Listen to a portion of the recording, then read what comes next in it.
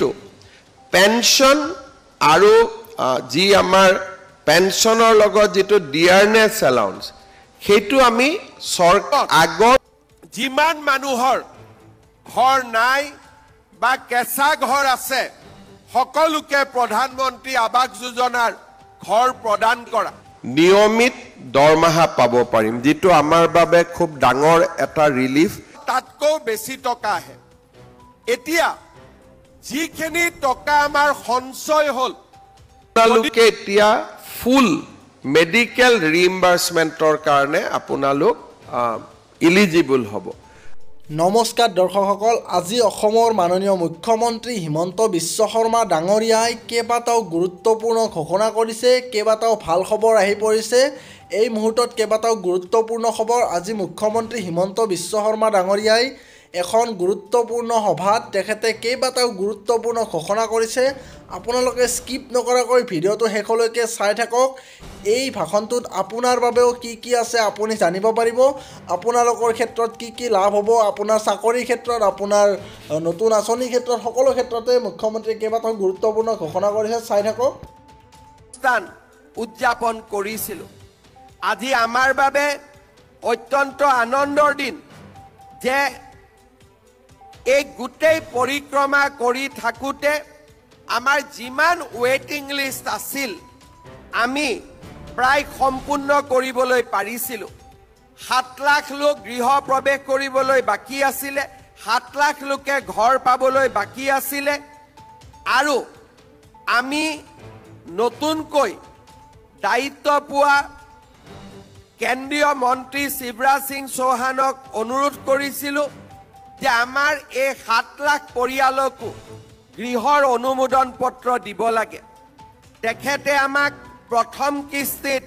3,88,358টা ঘৰৰ অনুমোদন দিছিলে আৰু এই বছৰৰ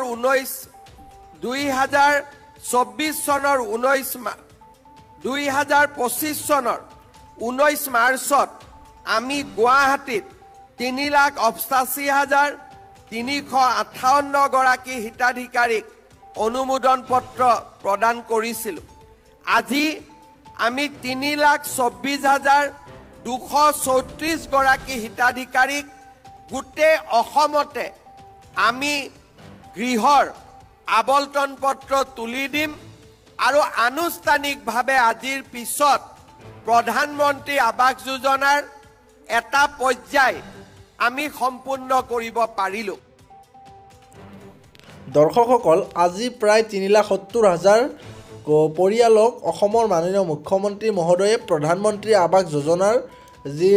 ঘৰ তাৰে ধন মোকলাই দিয়ে আৰু তাৰ লগতে কেইবাটাও গুৰুত্বপূৰ্ণ ঘোষণা কৰা দেখা গৈছে আপোনালোকে ভিডিঅটো শেষলৈকে চাই থাকক আটাইখিনি গুৰুত্বপূৰ্ণ সিদ্ধান্ত আপোনালোকে জানিব পাৰিব এতিয়া আমাৰ ৱেটিং লিষ্টত কোনো মানুহৰ নাম নাই ৱেটিং লিষ্টৰ সকলোকে আমাৰ ঘৰ দিয়া সম্পূৰ্ণ হ'ল কিন্তু ৱেটিং লিষ্টত নাম নাই মানে এনেকুৱা নহয় যে দুখীয়া লোকে ঘৰ পাবলগীয়া নাই কাৰণ প্ৰথমতে যেতিয়া আমি ঘৰৰ জিঅ' টেগিং কৰিছিলোঁ বহুতো দুখীয়া লোক এই জিঅ' টেগিঙৰ পৰা বাদ পৰি গৈছিলে যেতিয়া নৰেন্দ্ৰ মোদী ডাঙৰীয়া তৃতীয়বাৰৰ বাবে দেশৰ প্ৰধানমন্ত্ৰী হ'ল তেখেতক আমি লগ পাওঁতে কৈছিলোঁ যে প্ৰধানমন্ত্ৰী ডাঙৰীয়া আৰু কেইলাখমান লোকক ঘৰ দিলেই আমাৰ ৱেটিং লিষ্ট শেষ হ'ব কিন্তু এতিয়াও বহুত গাঁৱৰ মানুহে প্ৰধানমন্ত্ৰী আৱাস যোজনাৰ ঘৰ পোৱা নাই প্ৰধানমন্ত্ৰী ডাঙৰীয়াই আমাক তেতিয়া কৈছিলে যে মই নতুন কৰি আৰু 5 কোটি ঘৰ দিম গতিকে অসমত তোমালোকে জিঅ' টেগিং আৰম্ভ কৰা আপোনালোকে গম পাই যোৱা 6 মাহ ধৰি আমি আপোনালোকৰ ঘৰত বা আমাৰ দুখীয়া মানুহৰ ঘৰলৈ জীৱিকা সখী বাইদেউসকলক পঠিয়াইছিলোঁ আন চৰকাৰী বিষয়াসকলক পঠিয়াইছিলোঁ নিজেও জিঅ' টেগিং যাতে কৰিব পাৰে তাৰ সুবিধা দিছিলোঁ এতিয়া আমাৰ জিঅ' টেগিঙৰ কাম সম্পূৰ্ণ হ'ল খুব সোনকালে গাঁও সভা পাতি আমি নতুন হিতাধিকাৰী তালিকা নিৰ্বাচন। দৰ্শকসকল, এইটো এটা অত্যন্ত গুৰুত্বপূৰ্ণ খবৰ। এতিয়ালৈকে যিসকলে প্ৰধানমন্ত্ৰী আৱাস যোজনাৰ ঘৰ লাভ কৰা নাই বা এতিয়াও যিসকল গাঁৱৰ লোকে কেঁচা ঘৰত বসবাস কৰি আছে, তেওঁলোকেও অতি সোনকালেই প্ৰধানমন্ত্ৰী আৱাস যোজনাৰ ঘৰ লাভ কৰিব, কিয়নো কেন্দ্ৰ চৰকাৰৰ তৰফৰ পৰা আকৌ 5 লাখ এই ঘৰ প্ৰদান কৰা হ'ব। আৰু তাৰ ভিতৰত অসমতো যিমানখিনি মানুহৰ কেঁচা ঘৰ আছে, জিঅ' টেগিঙৰ ফলত সেইবিলাক ওলাই পৰিব আৰু সেই কেঁচা ঘৰ থকা সকলোবিলাক মানুহেই পকী ঘৰ লাভ কৰিবলৈ সক্ষম হ'ব। আৰু কেইবাটাও গুৰুত্বপূৰ্ণ কথা কৈছে, আপোনালোকে চাই থাকক। সকলৰ কাৰণে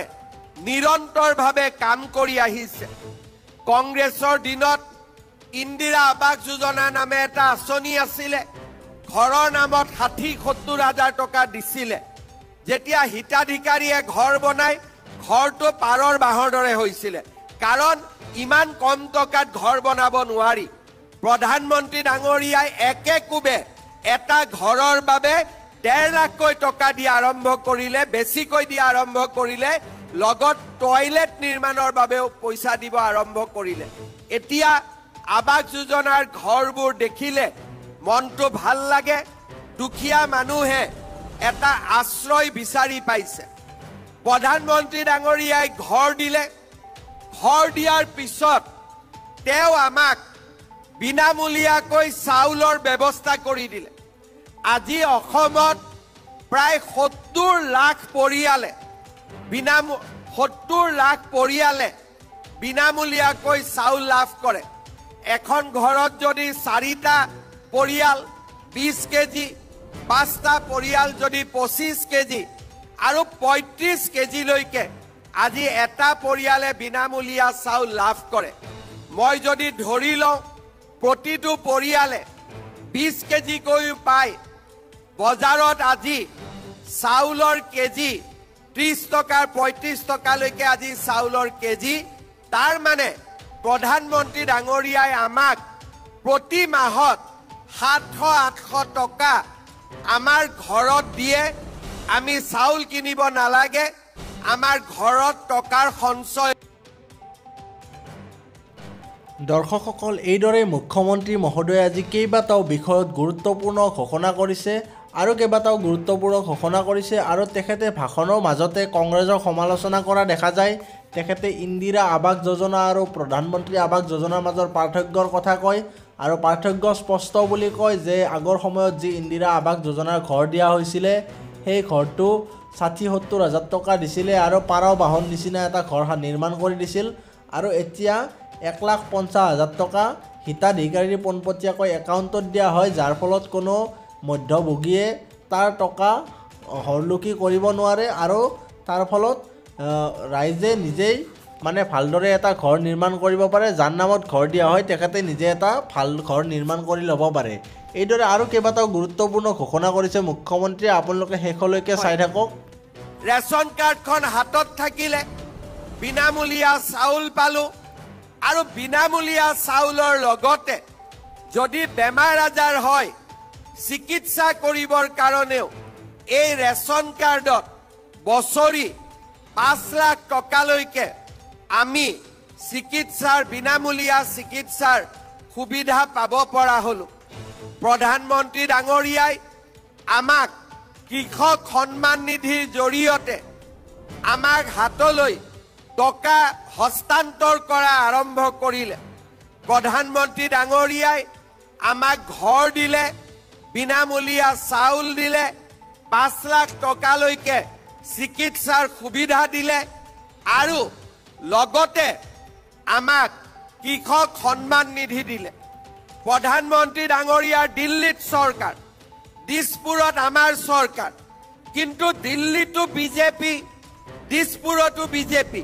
তাৰ কাৰণে আমি কি কওঁ, ডাবল ইঞ্জিন চৰকাৰ। তাৰ মানে এইখন চৰকাৰত এটা ইঞ্জিন নাই, 2টা ইঞ্জিন আছে, এটা দিল্লীত,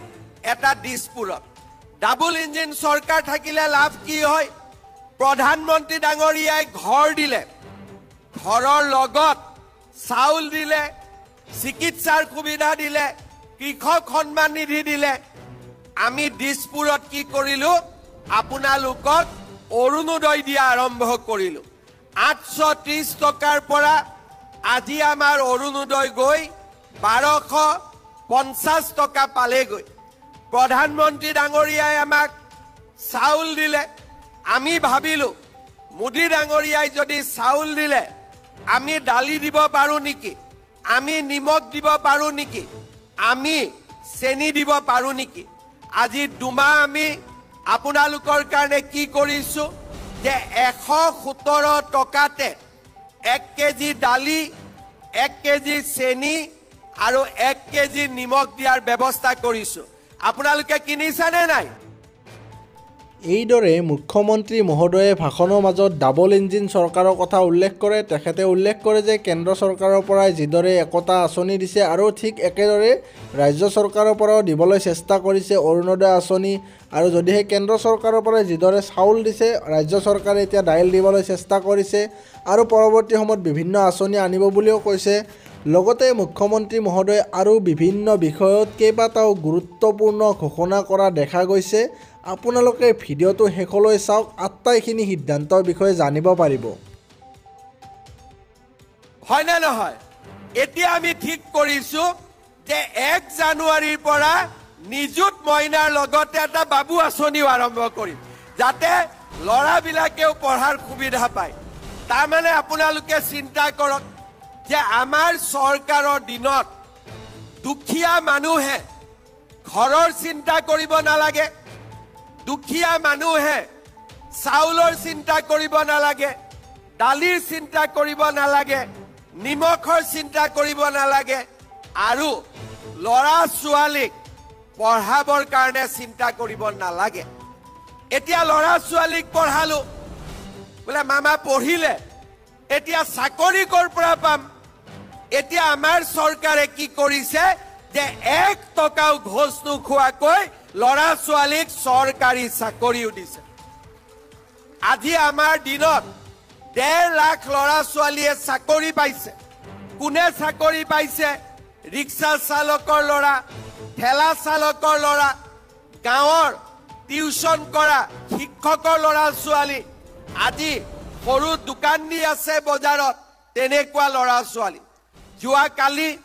আমি অসমত চাহ বাগিচাৰ 3% কোটাত চাকৰি পোৱা ল'ৰা ছোৱালীক আমি নিযুক্তি পত্ৰ দিছিলোঁ। নিযুক্তি পত্ৰ পোৱাৰ পিছত এজন বাগানৰ ল'ৰা আহি মোক কৈছিলে যে মামা, যোৱাবাৰ মই চাকৰি পাইছিলোঁ, এইবাৰ মোৰ ভাইটিয়ে চাকৰি পালে। তাৰমানে আপোনালোকে চিন্তা কৰক যে আজি আমাৰ অসমত চাকৰি পাবৰ কাৰণেও টকা দিব নালাগে। আজি কোনো আঁচনি পাবৰ কাৰণে আমাৰ চৰকাৰৰ ওচৰত কোনো টকা পইচাৰ কথা নাই, মাত্ৰ মানুহ দুখীয়া নিচলা হ'ব লাগে, দৰিদ্ৰ আৰু মধ্যবিত্ত হ'ব লাগে। আগতে ঘৰৰ নামত মানুহে পইচা লৈছিলে, সেইকাৰণে এইবাৰ আমি ঘৰৰ জিঅ' টেগিং কৰিছোঁ, আৰু জিঅ' টেগিঙৰ পিছত চিলেকশ্যনো মই এনেকৈ কৰিম যাতে কোনেও এটা টকাও নতুনকৈ চুব নোৱাৰে, যাতে কোনেও এটা টকাও ঘোষ ল'ব নোৱাৰে। কাৰণ আমি অসমত এখন এনেকুৱা সমাজ সৃষ্টি কৰিব খুজিছোঁ যাতে দুখীয়া মানুহে কেতিয়াও কোনো চৰকাৰী কাৰ্যালয়ত টকা দি আঁচনি কিনিব না। দৰ্শকসকল, মুখ্যমন্ত্ৰী মহোদয়ে এইদৰে তেখেতৰ ভাষণৰ মাজতে তেখেতসকলে যিটো এটা স্বচ্ছ ব্যৱস্থা কৰিব বিচাৰিছে সকলো ক্ষেত্ৰতে, অফিচ কাছাৰী হওক বা যিকোনো কাৰ্যালয়ত বা যিকোনো চৰকাৰী আঁচনি ৰূপায়ণৰ ক্ষেত্ৰতে হওক, চৰকাৰে এটা ব্যৱস্থা কৰিছে যে যাতে কোনো দুৰ্নীতি হ'ব নোৱাৰে, আৰু যি মধ্যভোগীয়ে আগতে আঁচনিৰ ধন সৰকাইছিল বা হিতাধিকাৰীৰ পৰা ধন সৰকাইছিল, তেওঁলোকৰ বিৰুদ্ধে মুখ্যমন্ত্ৰীয়ে ব্যৱস্থা লোৱাৰ কথা উল্লেখ কৰিছে। আৰু তাৰ লগতে তেখেতে উল্লেখ কৰিছে যে এতিয়া আগৰ নিচিনা প্ৰক্ৰিয়া নাই, এতিয়া সকলো স্বচ্ছ আৰু নিকাভাৱে হয়, আৰু বিনামূলীয়া বা স্বচ্ছ নিকা নিযুক্তি প্ৰক্ৰিয়াৰ বিষয়েও মুখ্যমন্ত্ৰীয়ে কোৱা দেখা যায়। লগতে আৰু কেইবাটাও গুৰুত্বপূৰ্ণ কথা মুখ্যমন্ত্ৰী মহোদয়ে কোৱা দেখা গৈছে। আপোনালোকে শেষলৈকে চাই থাকক। আমাৰ অসমত এতিয়াও 2-4টা জাগাত কিছুমান অসুবিধা আছে, খেলি মেলি এতিয়াও কৰে। তাৰ কাৰণে আমি বিভিন্ন ব্যৱস্থা হাতত লৈছো চাকৰি টকা পইচা আমি নোহোৱা কৰিছো লাহে লাহে চৰকাৰী আঁচনিবিলাকতো যাতে কোনেও এটা টকাও দুৰ্নীতি কৰিব নোৱাৰে তাৰ বাবে আমি ব্যৱস্থা হাতত লৈছো মই এটাই বিচাৰো যে আজি যেনেকৈ আপোনালোকে চাউল পাইছে দালি পাইছে কোনো টকা দিব নালাগে নিযুত মইনা আঁচনি পাইছে কোনো ছোৱালীয়ে টকা দিব নালাগে কালি পৰখি বাবু আঁচনি আহিব কোনেও টকা পইচা দিব নালাগে এনেকৈ প্ৰতিটো আঁচনিতে আমি যাতে দুৰ্নীতি নোহোৱা কৰিব পাৰো তাৰ বাবে আমি প্ৰচেষ্টা হাতত লৈছো আৰু আপোনালোকে আমাক সহযোগিতা কৰিব এই আঁচনিবিলাকৰ লগে লগে আমি আৰু এটা আঁচনি কি হাতত লৈছো লাখপতি বাইদেউ এতিয়ালৈকে আমি বকো সমৰিয়া আৰু পলাশবাৰীত লাখপতি বাইদেউৰ আঁচনি দিয়া নাই জানুৱাৰী মাহৰ প্ৰথম সপ্তাহত আমি আপোনালোকক ইয়াত আহি লাখপতি বাইদেউৰ আঁচনিটো বিতৰণ কৰিম এইদৰে মুখ্যমন্ত্ৰী মহোদয়ে লাখপতি বাইদেউ আঁচনিৰ কথা কয় আৰু এতিয়াও যিবিলাক সমষ্টিত লাখপতি বাইদেউ আঁচনিত 10,000 টকা লাভ কৰা নাই সেইবিলাক সমষ্টিতো অতি শীঘ্ৰেই মুখ্যমন্ত্ৰী মহোদয়ে গৈ লাখপতি বাইদেউ আঁচনিত 10,000 টকাটো বিতৰণ কৰিব মুখ্যমন্ত্ৰী মহোদয়ে আৰু কেইবাটাও গুৰুত্বপূৰ্ণ আঁচনিৰ কথা উল্লেখ কৰা দেখা গৈছে তেখেতে কৈছে যে 1 জানুৱাৰীৰ পৰা বাবু আঁচনিও এটা আৰম্ভ কৰিব কিন্তু সেই আঁচনিটো কি হ'ব এতিয়ালৈকে কোনেও জানা নাই অৱশ্যে পৰৱৰ্তী সময়ত জানিব পৰা যাব ডিসেম্বৰ মাহটো শেষ হ'লে এই আঁচনিটোৰ বিষয়ে জানিব পৰা যাব আৰু 1 জানুৱাৰীত মুখ্যমন্ত্ৰীয়ে কেইবাটাও গুৰুত্বপূৰ্ণ ঘোষণা কৰিব বুলি কোৱা দেখা গৈছিলে এই ক্ষেত্ৰতো কি সিদ্ধান্ত লোৱা যায় পৰৱৰ্তী সময়ত দেখা যাব কিন্তু আজিৰ এই ভাষণটোত মুখ্যমন্ত্ৰীয়ে আৰু কেইবাটাও গুৰুত্বপূৰ্ণ কথা কৈছে আপোনালোকে ভিডিঅ'টো শেষলৈকে চাই থাকক লগত আৰু এটা নতুন আঁচনি আহিছে এইটো আপোনালোকে গম পায়নে নাপায় নতুন আঁচনিটো হ'ল যে বৰ্তমান বিধানসভাত আমি এখন আইন পাছ কৰিছো যিখন আইনৰ জৰিয়তে কোনো পুৰুষে দ্বিতীয়বাৰ বিয়া কৰাব নোৱাৰিব এইটো গম পাইছে না নাই পোৱা কোনে কোনে গম পাইছে হাত দাগকচোন এতিয়া এজন পুৰুষে যদি দুবাৰ বিয়া কৰায় কিমান বছৰ জেল হ'ব হাতেদি দেখাই দিয়কচোন কিমান বছৰ জেল হ'ব 5 আৰু 2 7 বছৰ কোনবাই যদি কৰবাত দুটা বিয়া কৰায় খবৰ যাতে মই লগে লগে পাই যাওঁ দেই এটা মই ফোন নম্বৰ এটাও দিম মাত্ৰ তাতে ফোন নম্বৰ কৰি দিলে হ'ল আৰু পুৰুষজনক উঠাই জেলত ভৰাই দিম আৰু মহিলাগৰাকীক ডাবল অৰুণোদয় দি দিম যাতে মহিলাগৰাকী চলি থাকিব পাৰে দৰ্শকসকল মুখ্যমন্ত্ৰী মহোদয়ে এই কথাটো হাঁহিৰ সুৰত কৈছে যদিও এইটো এটা গুৰুত্বপূৰ্ণ আৰু স্পৰ্শকাতৰ বিষয় আছিলে যে বহুবিবাহ এটা সামাজিক ব্যাধি আৰু এই বহুবিবাহ ৰোধ কৰিবৰ বাবে অসম চৰকাৰৰ তৰফৰ পৰা ভাল পদক্ষেপ গ্ৰহণ কৰা হৈছে যে যিয়ে দুটা বিয়া পাতিব বা তাতকৈ অধিক বিয়া পাতিব চেষ্টা কৰিব তেওঁলোকক 7 বছৰলৈকে জেলত দিব পৰা আইন বনোৱা হৈছে অসম বিধানসভাৰ পৰা আৰু ইয়াৰ দ্বাৰা এটা ভাল এটা মেছেজ অসম চৰকাৰৰ পৰা এইটো আৰু ইয়াৰ দৰে অসমৰ মুখ্যমন্ত্ৰী মহোদয়ে আৰু কেইবাটাও গুৰুত্বপূৰ্ণ ঘোষণা কৰিছে আপোনালোকে শেষলৈকে চাই থাকক ছোৱালী কলেজ স্কুলত পঢ়াবৰ কাৰণে আমি চৰকাৰৰ পৰা সুবিধা পালো এই গোটেই আঁচনিবিলাক যদি আমি চাওঁ মাহত আমাৰ ঘৰত 3,000 টকালৈকেও আমাৰ ঘৰত চৰকাৰৰ পৰা আহে যদি 2-3টা ল'ৰা ছোৱালী থাকিলে ঘৰত তাতকৈ বেছি টকা আহে এতিয়া যিখিনি টকা আমাৰ সঞ্চয় হ'ল যদি অৰুণোদয় নাথাকিলেহেঁতেন আমি 1250 টকা আমি নিজে খৰচ কৰিব লাগিলহেঁতেন চাউল বজাৰৰ পৰা কিনিব লাগিলহেঁতেন দালি নিমখ বজাৰৰ পৰা কিনিব লাগিলহেঁতেন এতিয়া আমি কিনিব নালাগে আমাৰ টকা সঞ্চয় হ'ল এই সঞ্চয় হোৱা টকাখিনি আমি ক'ত খৰচ কৰিম মোৰ এটাই অনুৰোধ আমি ল'ৰা ছোৱালীৰ শিক্ষাত আমাৰ যিখিনি টকা পইচা সঞ্চয় হ'ল এইখিনি আমাৰ ল'ৰা ছোৱালীৰ শিক্ষাৰ বাবে আমি খৰচ কৰিব লাগিব কাৰণ অসমৰ ভৱিষ্যত যদি আমি নিৰ্মাণ কৰিব খোজো আমাৰ নতুন প্ৰজন্মক আমি শিক্ষিত কৰিব লাগিব চৰকাৰে এই আঁচনিবিলাক দিয়াৰ বাবে যিখিনি পুঁজি যিখিনি টকা আমাৰ ঘৰত সঞ্চয় হয় এই টকাখিনি আমি যাতে আমাৰ ল'ৰা ছোৱালীৰ শিক্ষাৰ বাবে খৰচ কৰোঁ কাৰণ আমাৰ অসমত আমি প্ৰতিগৰাকী ল'ৰা ছোৱালীক শিক্ষিত কৰিব খোজোঁ আমি তেওঁলোকক একোটা মানৱ সম্পদ ৰূপে গঢ়ি তুলিব খোজোঁ আজি আমি চৰকাৰে দুখীয়া মানুহৰ পৰা চাউল লয় দুখীয়া মানুহৰ পৰা ধান কিনে দুখীয়া মানুহৰ পৰা সৰিয়হ কিনে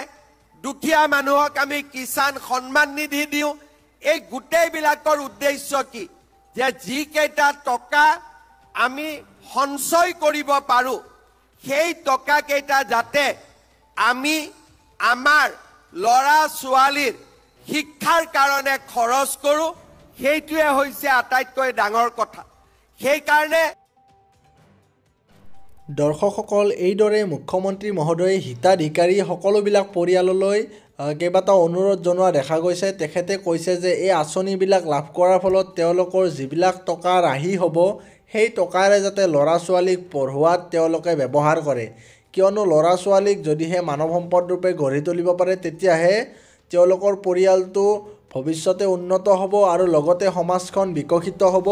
আৰু তেখেতে বিভিন্ন কথা উল্লেখ কৰে যেনে ধান ক্ৰয় কৰাৰ কথা উল্লেখ কৰে সৰিয়হ ক্ৰয় কৰাৰ কথা উল্লেখ কৰে এতিয়া আপোনালোকে জানে যে গাঁৱে ভূঞে কৃষকে ধানৰ উচিত মূল্য পায় সৰিয়হৰ উচিত মূল্য পায় কাৰণ চৰকাৰে তেওঁলোকৰ পৰা পোনপটীয়াকৈ সেইবোৰ ক্ৰয় কৰে আৰু যাৰ ফলত মধ্যভোগীয়ে তেওঁলোকৰ কৃষকৰ যি পাবলগীয়া মূল্য সেই মূল্যটো আত্মসাৎ কৰিব নোৱাৰে আৰু সেয়া কৃষকে পোনপটীয়াকৈ লাভ কৰে আৰু তাৰ ফলত বহু পৰিয়াল উপকৃত হৈছে এইদৰে মুখ্যমন্ত্ৰী মহোদয়ে কেইবাটাও গুৰুত্বপূৰ্ণ বিষয়ত ভাষণ দিয়া দেখা গৈছে দৰ্শকসকল এই ভিডিঅ'টো যে মই দেখুৱাই আছোঁ মুখ্যমন্ত্ৰী মহোদয়ৰ এইটো প্ৰায় 1 ঘণ্টাৰ এটা ভাষণ গতিকে এই ভিডিঅ'টোত যথেষ্টখিনি দীঘলীয়া হৈছে কিন্তু মুখ্যমন্ত্ৰীয়ে বহুকেইটা গুৰুত্বপূৰ্ণ কথা আৰু উল্লেখ কৰিছিলে এই ভিডিঅ'টো যথেষ্টখিনি দীঘলীয়া হোৱাৰ বাবে আজিৰ এই ভিডিঅ'টোত মই নিদি পৰৱৰ্তী সময়ত দিম আপোনালোকে এন স্ক্ৰীনৰ পৰা চাব পাৰিব আৰু চৰকাৰী কৰ্মচাৰীসকলক উদ্দেশ্যি মুখ্যমন্ত্ৰীয়ে কি কৈছে চাকৰি নিয়মীয়াকৰণক লৈ কি কৈছে আপোনালোকে এন স্ক্ৰীনত গৈ চাব পাৰিব আৰু আই বটনত পাই যাব আৰু আমাৰ চেনেলৰ পৰা চাব পাৰিব ধন্যবাদ দৰ্শকসকল